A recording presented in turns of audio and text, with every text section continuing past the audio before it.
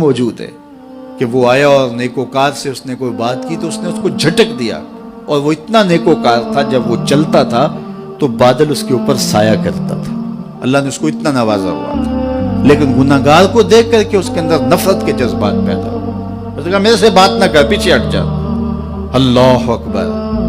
تو وہ بیچارہ بڑا رویا کہ مالک میں اتنا گناہگار ہوں کہ تیرے پاک بندے مجھے اپنے پاس بٹھانے کے لیے بھی تیار نہیں۔ دل ٹوٹا، شکستگی پیدا ہوئی، کہا لیکن مالک تیری مرضی، اور واپس پلٹا۔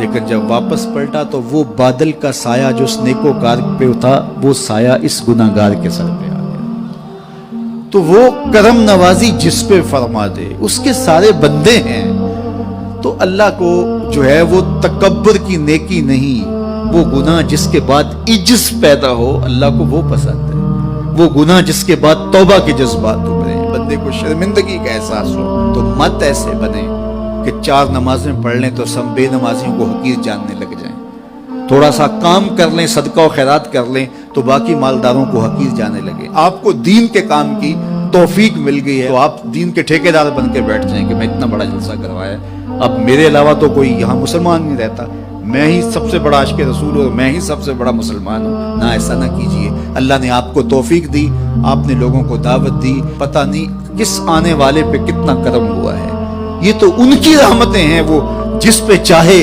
جیسے چاہیں برس جائیں۔ ہم کو ٹھیکیدار تھوڑے ہیں، ہم تو نوکری کرنے والے ہیں، ہم تو جوتے اٹھانے والے ہیں۔ ہو سکتا ہے کس کے صدقے، میرے والد گرامی مجھے یاد آتے ہیں، وہ مجھے فرمایا کرتے تھے جب گفتگو کے لیے نکلنے لگے اور لوگوں کا ہجوم ہونے لگا تو وہ مربی تھے بڑے، اور بڑی حکمت کے ساتھ جو ہے وہ کوئی نہ کوئی بات سمجھاتے رہتے تھے۔ تو ایک دن فرمانے لگے کہ ایک خطیب تھا، بظاہر اچھا خطاب کرتا لیکن اندر سے وہ اتنا اچھا نہیں تھا، تو جب وہ فوت ہو گیا تو وہ بخشا گیا، تو اس نے اللہ سے کہا کہ میرے مالک میرا تو کوئی عمل ہی نہیں ہے کہ میری بخشش ہوگی تو میری مغفرت ہو گئی۔ تو فرمایا کہ ہاں ہم تجھے جانتے ہیں، لیکن ایک دن تو کہیں واز کر رہا تھا، میرا ایک بندہ بیٹھا تھا، اس کو پسند آ گیا، میں نے اس کے صدقے تیری مغفرت فرما۔ اٹھ فریدا ستیا تے میلا ویکھن جا، اٹھ فریدا ستیا تے میلا ویکھن جا، وت کوئی بخشیا مل جاوے تے تو ہی بخشیا جا۔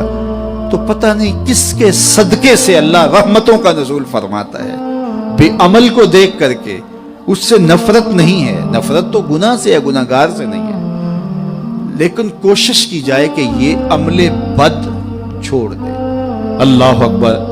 ایک جنازہ گزرا اور وہ جنازہ کسی غیر مسلم کا تھا، تو چشمان رحمت میں آنسو آ گئے۔ تو صحابہ نے پوچھا کہ حضور یہ یہودی ہے یا عیسائی ہے، کوئی اس کا جو مذہب تھا وہ بتایا، تو فرمایا کہ مجھے اس بات پہ افسوس آیا کہ یہ اسلام نہیں لا سکا اور کفر کی حالت میں مر گیا، تو اگر یہ اسلام لاتا اور جو ہے وہ جنت کی راہوں کا مسافر ہوتا تو کتنا اچھا۔ یہ اس کے ساتھ بھی ہمدردی ہے۔ تو اللہ کی مخلوق، یہ جنت کے اکیلے ٹھیکیدار بننے کی کوشش نہ کریں کہ میرے علاوہ کوئی جائے ہی نہ، جنت کے دروازے پہ میں بیٹھ جاؤں کسی کو، یہ زیادتی ہے۔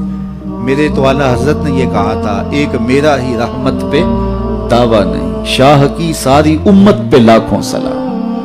تو اس لیے امت سازی کی ایک تو کوشش کریے، اپنے اندر باہمی چھوٹے چھوٹے نزاع اختلاف، یہ انسانی فطرت ہے، انسان کے اندر طباع کے اندر اختلاف ہے، ترجیحات کے اندر جو ہے وہ اختلاف ہے، اپنے اپنے مزاج کے اندر تفاوت ہوتا ہے۔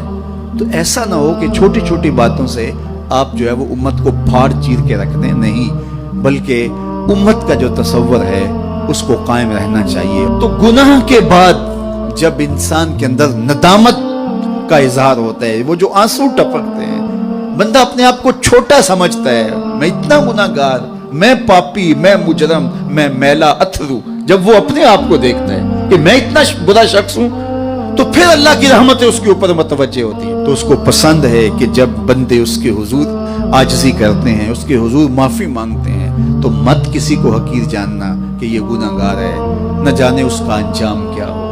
کتنے گناہگار ان کا آخر اچھا ہو جاتا ہے، کتنے نیکوکار ان کا آخر اچھا نہیں ہوتا۔ انما الاعمال بالخواتیم، وہ تھی تو فاحشہ عورت، لیکن ایک کام کیا کہ ایک کتے کو پانی پلا دیا، اپنے دوپٹے سے جوتا باندھ کر کنویں میں لٹکایا اور اس کو پانی پلا دیا۔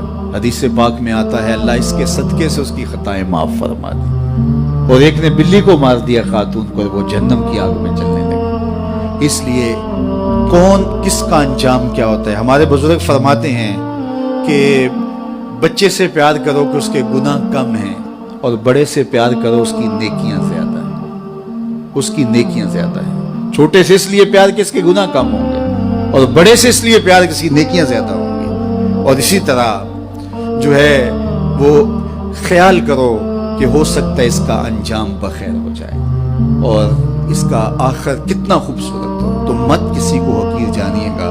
ایک میرا ہی رحمت پہ دعویٰ نہیں، شاہ کی ساری امت پہ لاکھوں سلام۔ تو حضور کی امت سے پیار کرو، مخلوق خدا کو جوڑنے کی کوشش کرو۔ اور آقا کریم علیہ السلام نے یہ جو امت کا تصور دیا اور کہاں کہاں سے لا کے کہاں کہاں کے افراد کو ایک گروہ میں، ایک جماعت میں اور ایک امت کے اندر پرویا، ایک لڑی کے اندر پرویا، اس امت کو